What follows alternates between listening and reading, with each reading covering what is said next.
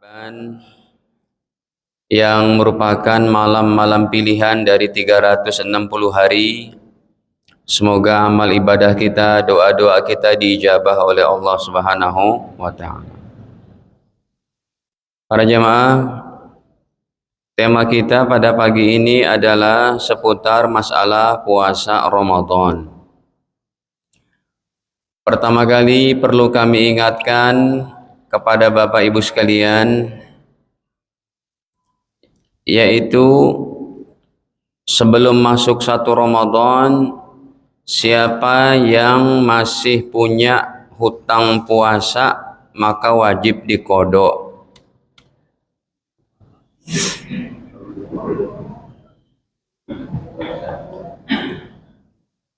Terutama ibu-ibunya nih, Bu, udah pada kodok, Bu? Kalau bapak-bapaknya kan nggak haid, paling bapak-bapaknya apa? Sakit, musafir. Contohnya dalam Al-Baqarah 184. Di sini disebutkan uzur, ada dua uzur yang wajib diqodho kalau tidak puasa. Yang satu tidak usah diqodho, tapi bayar fidyah.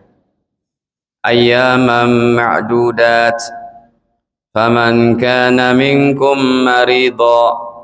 Siapa di antara kalian yang sakit,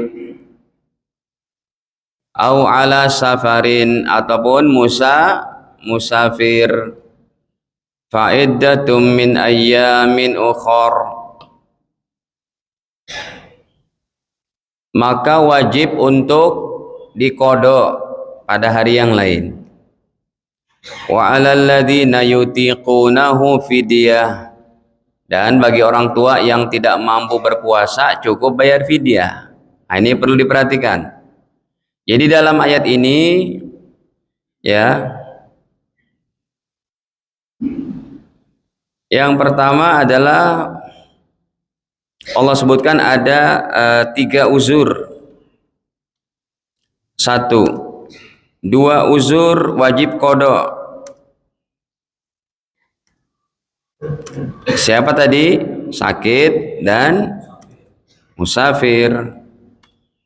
Yang kedua adalah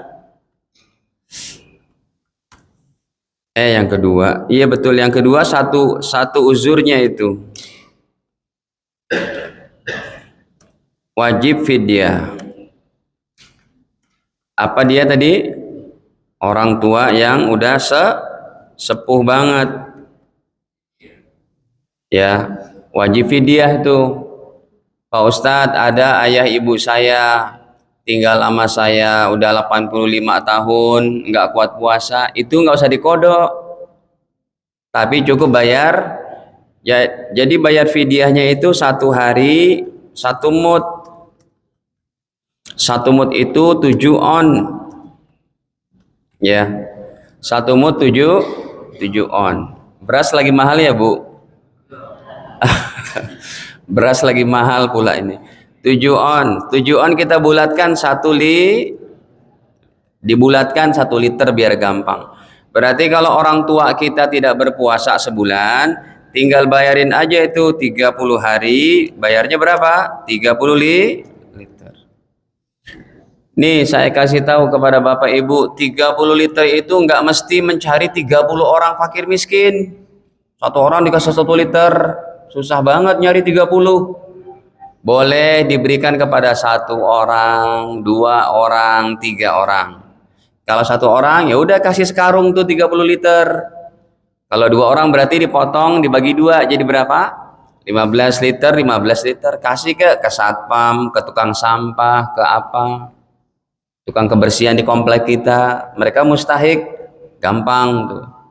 Atau kasih ke anak yatim. Datengin panti asuhan tuh, ada di ya panti yatim.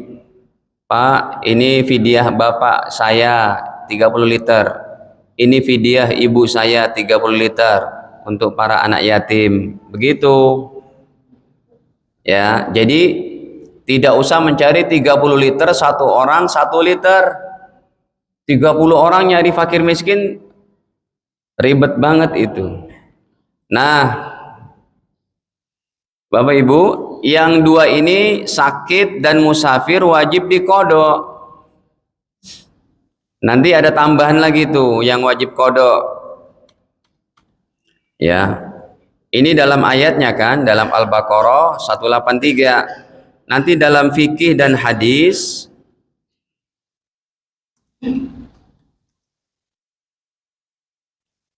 ditambahkan lagi tuh yang wajib kodok.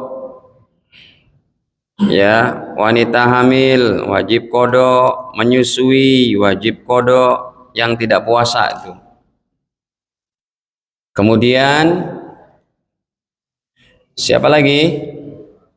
Berarti ini udah lima orang yang boleh makan minum siang hari.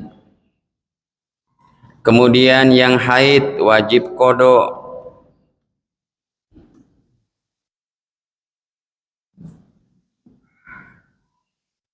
Sudah 6 ini. Ya, sudah 6 daripada orang yang tidak puasa, yang 4-nya wajib kodok, yang 1-nya fidyah. Berapa sih itu? 5. Yang 5 wajib kodok: sakit, musafir, hamil, menyusui, dan haid. Nah, yang wajib fidyah orang tua nih. Kemudian ada lagi yang boleh tidak puasa tapi tidak wajib fidyah, juga tidak wajib kodok.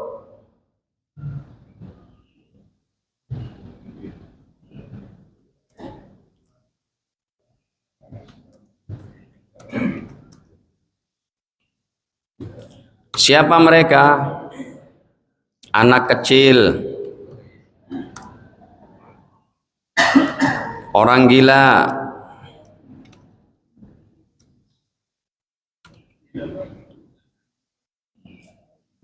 siapa lagi? Orang non muslim. Masa non muslim kodok? Orang pikun ya diikutkan kepada orang yang gila, yang tidak sadar. Pikunnya kayak gimana pikunnya? Kalau dikasih tunjuk duit 100.000 masih ingat, belum pikun itu. Baik. Apa? Kenapa? Nggak mampu apa? Iya, anaknya yang bayarkan fidyah. Wajib anaknya. Dah. Jadi Bapak Ibu, kalau sampai 1 Ramadan nanti, siapa yang masih punya hutang puasa belum dikodokkan puasanya, ada 4 konsekuensi. Yang pertama,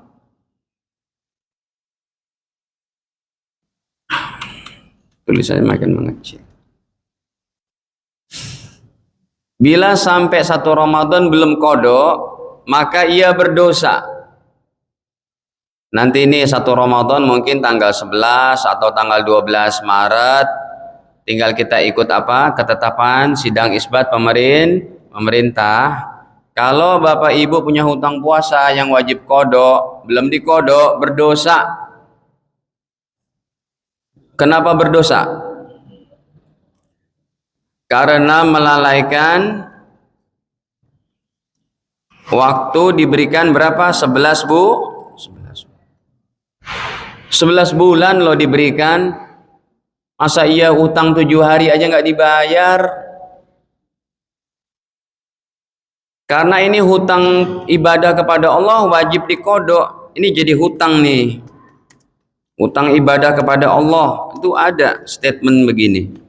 Nanti saya jelasin lagi. Yang kedua, suami ikut berdosa atau kepala keluarga ikut berdosa apabila dia tidak mengingatkan keluarganya, apabila dia tidak mengajarkan anak istrinya.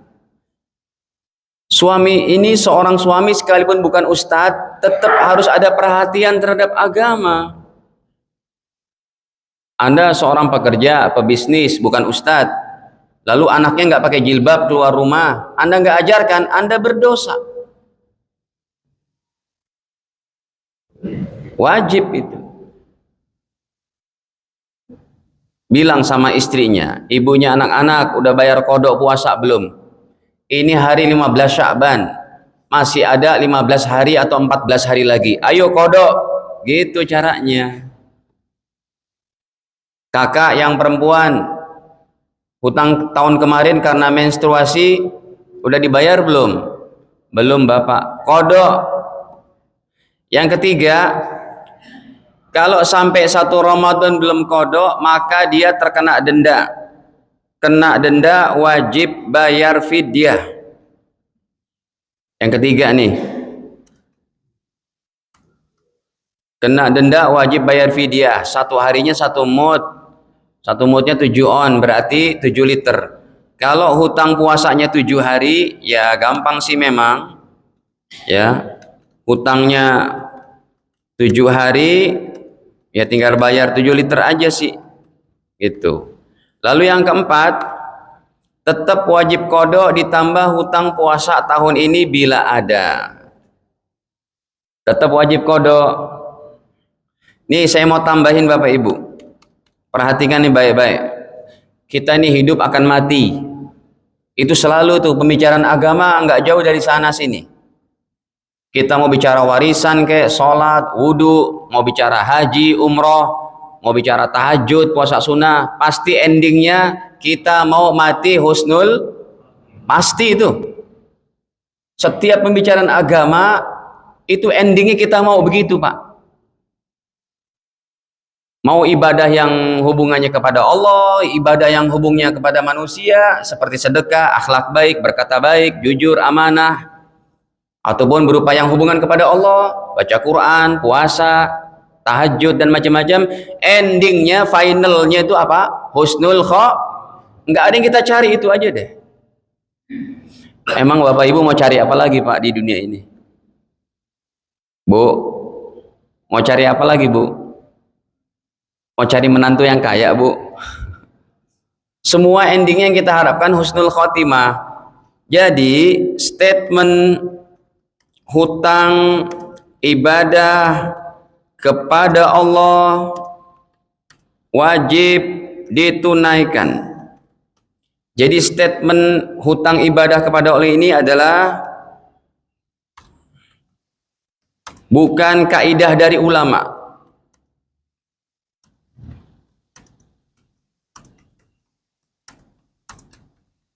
tapi langsung dari hadis Nabi sallallahu alaihi wasallam.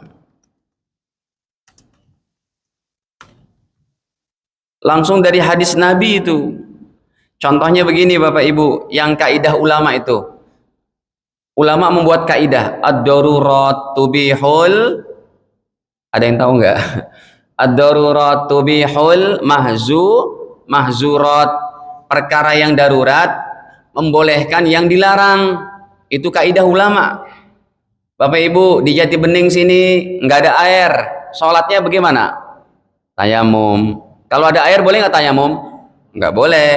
Itu keadaan darurat, boleh tayamum. Seseorang muslim tiba-tiba dia ada di tengah hutan, kapal lautnya karam, yang selamat dia sendiri. Dia berusaha ke pantai, di tepian pantai ketemunya hutan, nggak ada lagi, nggak ada makanan yang bisa dimakan. Akhirnya dia makan dedaunan, akhirnya muntah. Kenapa? Daunnya beracun. Dia nggak berani lagi tuh. Lewatlah celeng, tahu celeng? Babi, ya, ditergap lama dia, dipukul pakai kayu, mati, dagingnya dimakan, boleh nggak? Darurat. Kalau sekarang boleh nggak di Jati Bening? Beli sop B2 gitu dari Glodok? Nggak boleh. Itu kaidah ulama.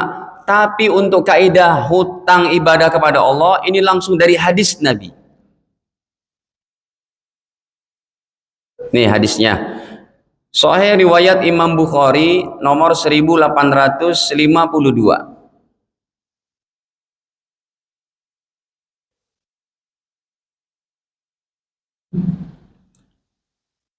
Mana kitabnya? Telah datang seorang sahabat kepada Nabi Shallallahu Alaihi Wasallam. Nih, seorang anak muda nih, Allahu Akbar. Ini anak muda yang taat, yang sayang kepada orang tuanya, berbakti, rajin ibadah pula. Coba kita lihat. Ja'a rajulun ilan Nabi. Telah datang seorang laki-laki kepada baginda Nabi Shallallahu Alaihi Wasallam. Faqala, kemudian ia bertanya, ya Rasulullah, wahai baginda Rasul, inna ummi, sesungguhnya ibuku, matat. Apa arti matat? Meninggal, mati. Wa alaiha shaumu syahrin, dan ibuku punya hutang puasa 1 bulan ya Rasul. Kenapa jadi hutang?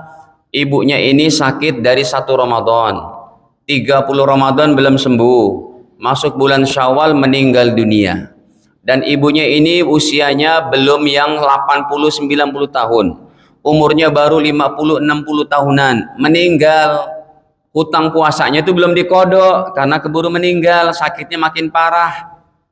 Pertanyaannya, afa aqdihi anha, boleh tidak ya Rasul saya mengkodok puasa ibuku? Anaknya yang mau mengkodokkan, anaknya yang mau berpuasa 1 bulan untuk ibundanya. Qala, Nabi menjawab, na'am. Apa arti na'am? Ya, silakan, boleh. Kenapa? Nih baru nih. Di sini Nabi Muhammad mengeluarkan statement kaidahnya dari beliau. Fadainullah, karena hutang kepada Allah, ahaku, lebih berhak, ayuqda, untuk dikodok. Fadainullah, karena hutang kepada Allah, ahaku, lebih berhak, ayuqda, untuk ditunaikan. Dengerin Bapak Ibu. Kita lanjut kepada masalah yang lain. Contohnya, jadi hutang ibadah kepada Allah bukan kaidah dari ulama, tapi langsung dari Nabi. Kewajiban yang tidak ditunaikan jadi hutang.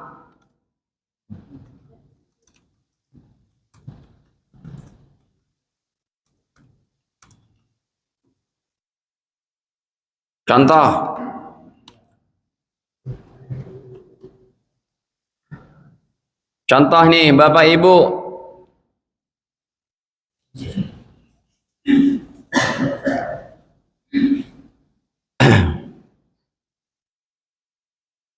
Ada. Contoh. Tahun kemarin Anda masih ada 100 juta. Zakatnya tidak dikeluarkan.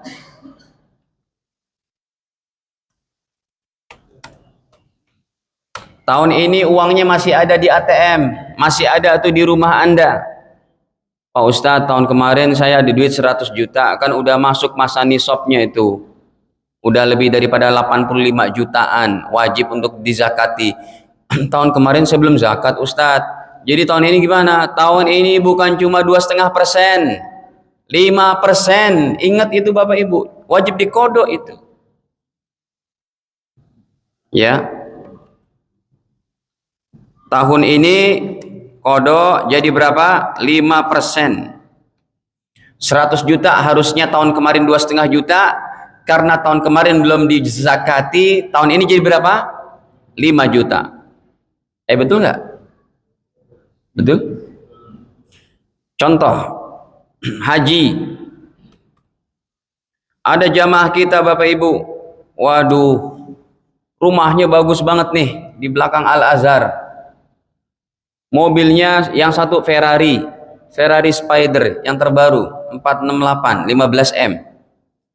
Terus ada Porsche juga. Saya datang ke rumahnya itu, ada McLaren. Dia bilang, Pak Ustadz, kalau Pak Ustadz mau pakai aja Pak Ustadz, boleh. Enggak, nanti apa itu, spionnya dicuri orang, gantinya 1 Pajero itu. Spionnya doang. Akhirnya saya bilang, Bang, Abang umur berapa sekarang Bang? 58 Ustadz. Udah haji belum? Malu Ustadz, nanti saya dipanggil Pak Haji. Hati-hati Anda. Mobil bagus kayak begitu, belum haji. Pak, orang mobilnya itu semuanya harganya saya hitung hampir 60M. Mobil doang. Mobil doang itu. Ya, 60M. Masa iya Anda berangkat haji, duit ada, beli mobil aja 60M, masa berangkatnya pakai yang pemerintah yang 25 juta? Itu mah waiting listnya sampai tahun 2045 tuh. Saya daftarin anak-anak saya haji, Pak. Anak-anak saya masih usia 14, 15 tahun.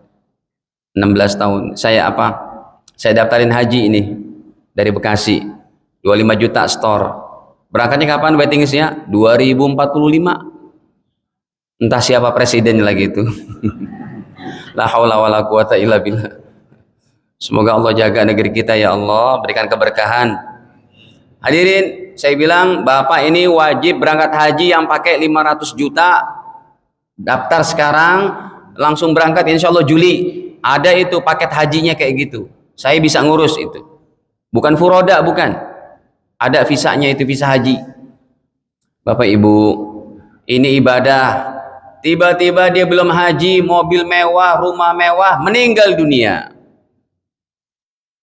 Saya bilang sama anak dan istrinya, Ibu sudah haji belum? Belum juga Pak Ustadz, kan suami enggak ini Ustadz, belum haji juga, enggak pernah bergeming untuk bicara haji.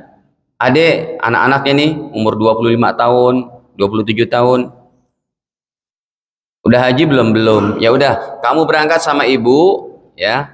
Nanti setelah tahun ini berangkat, tahun depan kodokkan haji ayahmu. Kenapa? Karena jadi hutang. Hutang kepada siapa? Bapak Ibu, termasuk sholat. Siapa yang dulu tidak pernah sholat, ya, tidak sholat karena males, karena masih gabung sama geng motor itu, karena masih sibuk dengan cari duit, nggak ibadah, kalau mas dan lain-lain. Ini nggak main-main nih ibadah nih, jadi hutang kepada Allah di akhirat nanti ditagih. Tuh hadisnya tadi Nabi katakan, hutang kepada Allah wajib untuk dikodok. Fadainullah ahaqqu ayyuqda. Sahih Bukhari 1852. Nah, hadirin, bahkan saya dapat itu dari ulama 4 madhab yang pernah ninggalin sholat. Yang tidak kodok sholat itu 5 orang.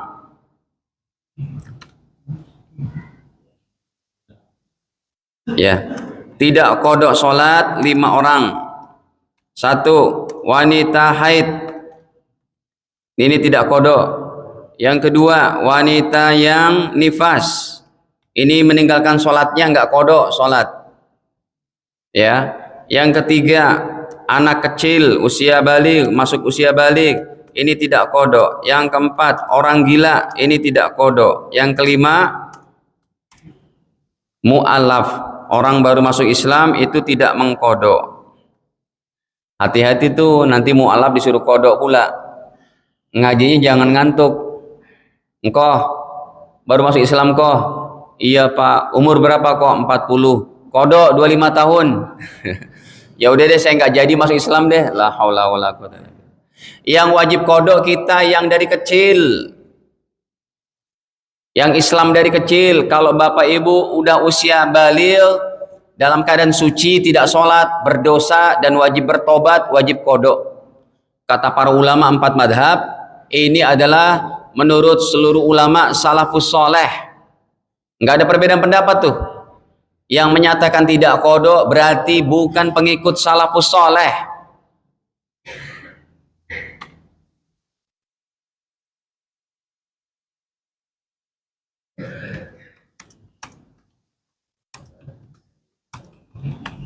Siapa aja mereka tuh? Imam Syafi'i, Imam Hanafi, Imam Maliki, Imam Hambali. Wajib kodok semuanya itu. Kenapa? Karena jadi hutang. Kata para ulama, sekalipun dia tidak sholat 50 tahun. Nih, saya tampilkan deh kitabnya, biar Bapak Ibu makin yakin. Kalau ini bukan dari saya cuma mengajarkan aja, saya cuma mengingatkan aja.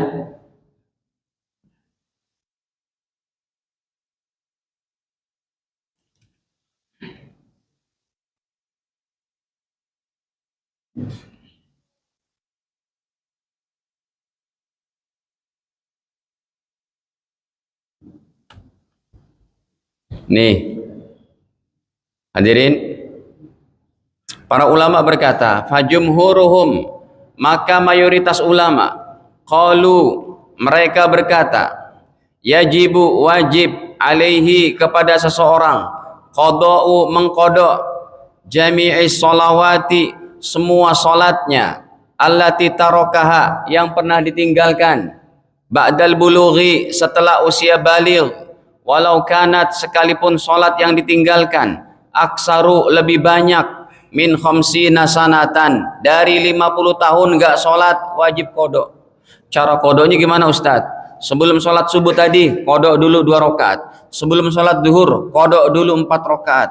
Sebelum sholat maghrib, isya, asar, kodok dulu. Tulis tahun 1980,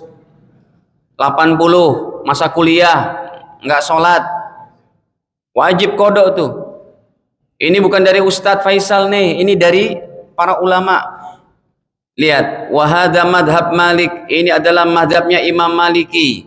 Imam Maliki, Bapak Ibu, ilmunya kepada Rasul cuma berjarak 2 orang.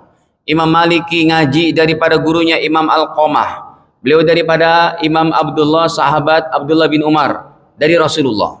Wa Abi Hanifah, dan juga Imam Hanafi. Imam Abu Hanifah kepada Rasul lebih dekat lagi, yaitu cuma jaraknya 1 orang. Imam Abu Hanifah mengaji daripada sahabat Anas bin Malik Rasulullah. Imam Abu Hanifah mengaji dari sahabat mulia Huzaifah ibnul Yaman Rasulullah. Wasyafi'i, dan Imam Syafi'i, wa Ahmad, dan Imam Hambali. Fajami'u haula'il a'immatil arba'ah, maka ulama yang 4 madhab ini salafus saleh muttafiqun, bersepakat, ala annahu yajib ali qada, dalam hal ini wajib kepadanya untuk mengqada. Dah, hadirin, jadi Bapak Ibu yang masih punya hutang puasa, kami ingetin untuk mengqada. Yang kedua, pelarangan puasa sunnah setelah nisfu Sya'ban. Sekarang nih, hari ini waktu terakhir untuk Bapak Ibu puasa sunnah bagi yang tidak istiqomah. Jadi sekarang yang mau puasa sunnah masih boleh puasa nisfu Sya'ban ataupun ngambil ayyamu bid tanggal 15. Besok udah dilarang puasa.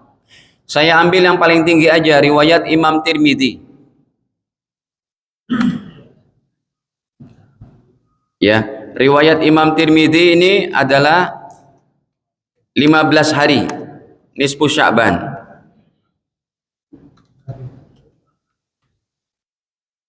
Nggak boleh puasanya itu 15 hari.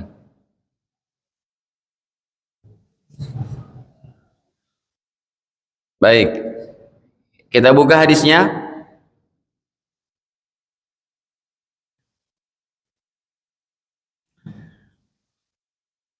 Nabi Shallallahu Alaihi Wasallam bersabda,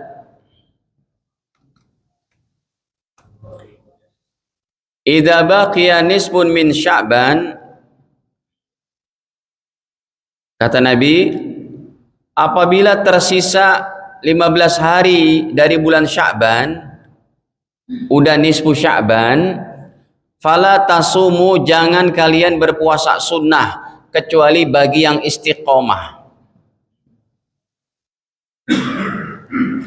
Hadirin, dari hari ini sampai 1 Ramadan ada berapa puasa sunnah Senin Kemis? Masih ada 4. Itu jangan puasa deh bagi yang tidak istiqomah. Baik, kita bahas sekarang. Yang pertama, bagi yang tidak biasa puasa sunnah, maka setelah nisfu Sya'ban sudah, ya. Bagi yang tidak biasa puasa sunnah, maka setelah nisfu Sya'ban dilarang puasa sunnah. Ya, puasa sunnahnya bolong-bolong. Emang kena apaan bolong-bolong? Puasa sunnahnya bolong-bolong, tapi udah berapa tahun? Iya, boleh. Ini bagi yang sama sekali nggak pernah puasa sunnah. Ya, Yang kedua, tetap boleh puasa setelah nisfu Sya'ban bagi yang istiqomah. Ya bolong-bolong nggak apa-apa lah, tapi dia terus nggak pernah tinggalkan tuh. Sebulan paling nggak 3 hari dia puasa. Senin Kemis ada 3 hari. Yang ketiga, tetap boleh puasa bagi yang puasa wajib sekalipun, ini sekalipun nih maksudnya.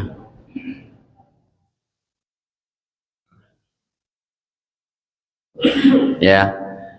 Sekalipun sudah nisfu Sya'ban.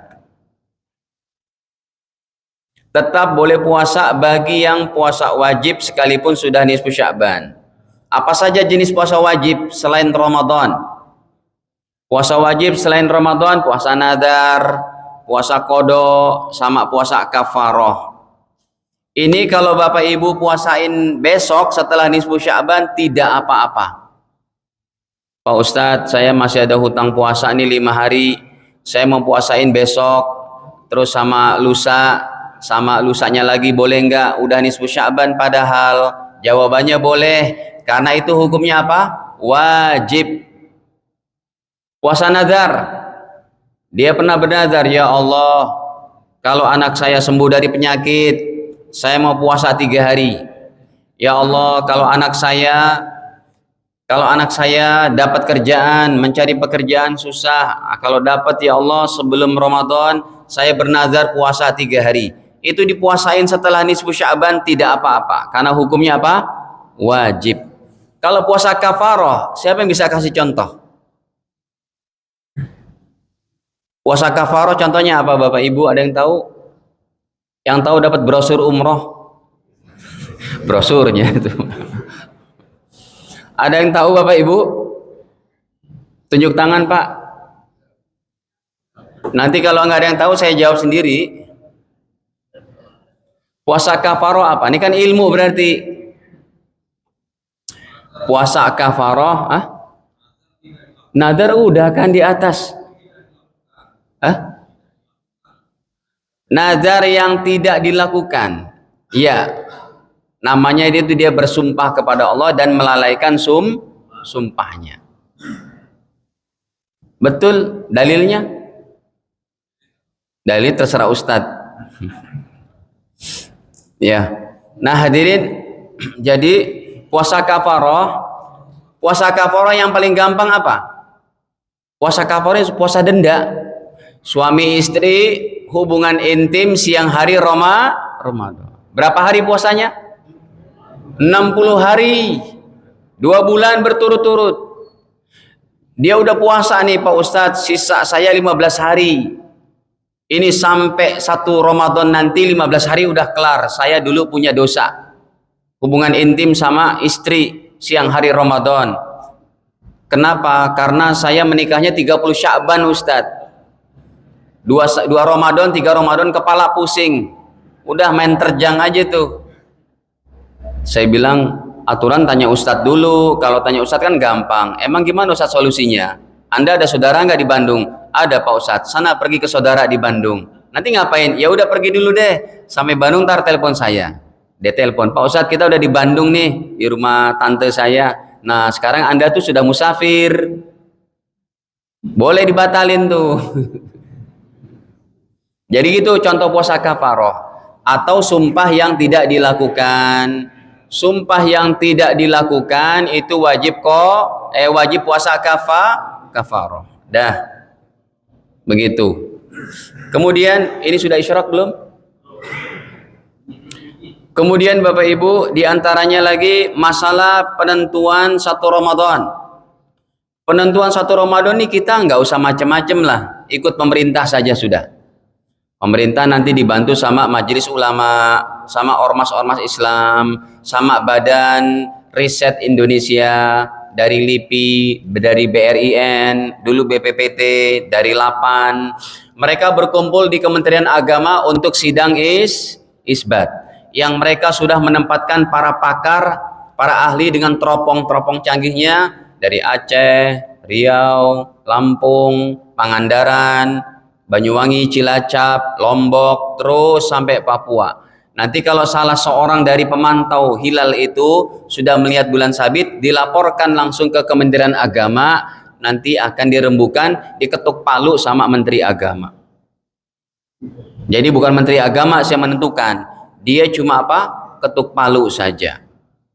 Nah, jadi dalam hal ini penentuan 1 Ramadan, penentuan 1 Syawal, penentuan wukuf Arafah, itu semuanya ikut kepada pemerintah. Ya, tapi Bapak Ibu, apabila bila ada perbedaan pendapat juga, ada perbedaan pendapat, maka tetap legowo. Legowo apa sih legowo itu? Berlapang dada. Emang Ustadz ada kemungkinan perbedaan pendapat? Ada. Karena Ormas Muhammadiyah sudah menentukan 1 Ramadan 11 Maret. Sementara kita belum, karena kita tekniknya adalah mengikut hadis Nabi. Pakai apa? Lihat hilal. Ini kemungkinan ada perbedaan pendapat. Nah, kalau memang ada perbedaan pendapat, ya udah jalan masing-masing. Tetapi kita para ulama menganjurkan ormas ini tetap ikut pemerintah. Artinya mereka mengirimkan para ahlinya supaya berembuk di sidang isbat. Dah, ada yang mau ditanyakan? Sudah belum itunya? Sudah isyrok nih? Bismillahirrahmanirrahim. Izin menyampaikan beberapa pertanyaan Ustaz. Yang pertama, bagaimana hukumnya sholat kafarat pada hari Jumat terakhir bulan Ramadan? Itu tidak ada hadisnya yang kuat. Jadi mengkodok ataupun sholat kafarah pada akhir Ramadan hari Jumat itu saya tidak menganjurkan. Para ulama ahli tahqiq, ahli hadis pun tidak menganjurkan. Jadi mengkodok adalah dengan mengkodok fisiknya. Selama berapa tahun dia tidak sholat. Dulu masa kuliah 7 semester, kodok 7 semester. Nanti kalau ini dipakai, maka ada orang juga mengkiaskan, kalau gitu boleh dong saya mengkodok di Masjidil Haram karena satu sholat 100.000. Udah tuh nggak usah repot-repot, kodok aja sekali sholat, kelar semuanya udah. Nggak begitu, harus secara apa? Hitungan fisiknya. Ya. Selanjutnya, Pak Ustadz, ibu saya 86 tahun, dia berniat untuk tetap puasa Ramadan. Mengingat fisiknya sudah renta, bolehkah kami anaknya untuk melarang dia puasa? Kalau orang tua masih merasa mampu, nggak usah dilarang. Kenapa dilarang? Sebabnya apa dilarang? Orang dia mampu kok. Nanti kalau emang orang tua kita di tengah jalan tiba-tiba tepar, baru bilang tuh kan Pak, capek kan gitu. Baru suruh makan. Kalau orang tua udah 85 tahun tapi masih semangat, nggak apa-apa. Cuma orang seperti ini memang sudah diberikan keringanan oleh Allah. Kan ada tuh gini, Dek, Papa tetap mau puasa ya. Nanti kalau Papa nggak kuat tengah hari, Papa berbuka, ya udah nggak apa-apa. Jadi nggak usah dilarang dulu, biarin aja. Ya, terus Ustadz, mengapa surah Yasin jarang dibacakan ketika sholat berjamaah? sholat Yasin kenapa tidak dibacakan? Jarang dibacakan ketika sholat. Jawabannya karena lama Bapak Ibu. Yasin wal Qur'anil Hakim innaka laminal mursalin ala siratim mustaqim tanzilal azizir rahim. Kapan kelarnya? Mau ngajinya kapan? Boleh, tapi siapa yang mau baca 86 ayat? 83 ayat. Kalau saya lagi sholat tahajud biasa itu baca cepat aja sendiri. Yasin wal Qur'anil Hakim innaka laminal mursalin ala siratim mustaqim tanzilal azizir rahim litunzira qauman ma unzira aba'ahum wa ghafilun laqad haqqal qawlu ala. Tiba-tiba innama amruhu idza ara syai'an ay yaqula lahu kun fayakun. Sendiri mah enak, ngapain berjamaah? Dilarang sama Nabi, menyusahkan umat. Ada hadisnya Ustadz? Nih hadisnya.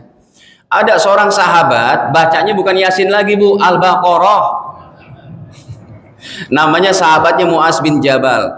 Ini kan hafalan Qurannya kuat banget nih Mu'az. Hadisnya sahih riwayat Imam Bukhari bahkan.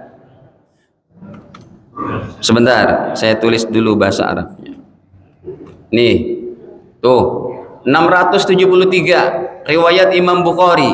Sahabat Mu'az ini hafal Quran, bacaannya kayak air, ngek gitu, bagus banget. Tapi dia semangat banget. Akhirnya ditegur oleh Nabi, ya Mu'az, Mu'az bin Jabal, afattanun anta, kamu nih buat fitnah. Sholat bacanya panjang-panjang kayak gitu, 3 kali tuh diulang sama Nabi. Salas marot, ya, afatan anta, kamu buat fitnah. Kenapa? Falaula sholaita bisabihisma rabbik, tuh langsung diberikan oleh Nabi arahannya. Kenapa kamu nggak baca sabihisma rabbikal a'la atau wasyamsi? Kenapa nggak baca ini? Baca panjang-panjang. Kalau kamu, kenapa kata Nabi? Fa innahu yusolli wara'aka al-kabir. Yang sholat di belakangmu itu makmum, ada orang tua, wadhaif, ada orang yang lemah, ada anak kecil yang nangis, ibu-ibunya pun terganggu sama anaknya. Dipercepat aja. Nanti kalau ente sholat sendiri nggak apa-apa 30 juz. Dah gitu. Selanjutnya Ustaz, adakah dalil sholat sunnah nisfu Sya'ban? Sholat sunnah nisfu Sya'ban diperintahkan untuk sholat saja, tapi niatnya bukan sunnah nisfu Sya'ban. Saya membiasakan kalau malam nisfu Sya'ban sholatnya itu sholat hajat, tahajud, ataupun sholat tasbih. Bapak Ibu, sholat tasbih bagus banget tuh semalam dilakukan. Jadi niatnya bukan usolli sunnatal nisfi Sya'ban, bukan begitu, tapi usolli sunnatal hajah ataupun tahajud atau tasbih. Bagaimana cara mengqadha sholat dan puasa yang sudah lama sampai lupa jumlah dan waktunya? Ya, sholat dan puasa gini Bapak Ibu. Yang pertama, langkah yang pertama, orang yang pernah punya kasus kayak begini, ya, langkah pertamanya adalah dia wajib taubat.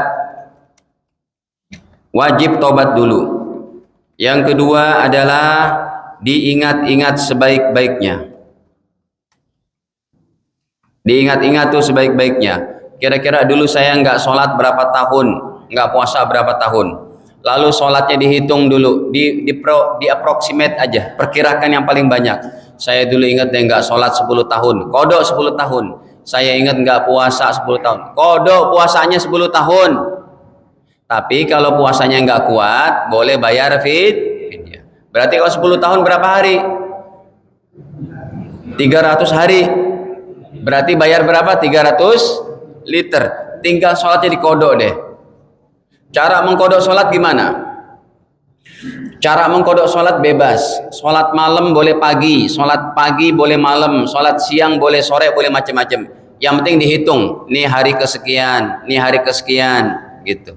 Jadi diingat-ingat sebaik-baiknya. Berapa lama tuh saya pernah ninggalin sholat. Dan ambil angka terbesar. Dulu saya nggak sholat kayaknya 7 semester deh lagi kuliah. Bukan 5 semester. Ambil 7 semester. Kalau sholat Anda berlebih, yang lebihnya itu kata Nabi jadi pahala sunnah. Dah. Cukup Ustaz. Oh cukup. Ya udah, masih ada waktu nggak? Sudah isyraq. Nggak ada pemutihan. Pemutihan. Pemutihannya kemana? Masa ke Samsat? Itu yang ditanyakan. Pemutihannya kemana itu? Wallahu a'lam bishawab. Bapak Ibu, semoga Allah terima amal-amal kita. Amin. Dan disampaikan umur kita dalam iman dan sehat sampai bulan suci Ramadan. Amin, ya rabbal alamin. Ini saja dapat kami sampaikan. Kekurangan dimaafkan. Kita akhiri dengan kafar majlis. Subhanakallahumma bihamdik, asyhadu an la ilaha illa anta, astaghfiruka wa atubu ilaik. Wassalamualaikum warahmatullahi wabarakatuh. Waalaikumsalam warahmatullahi wabarakatuh.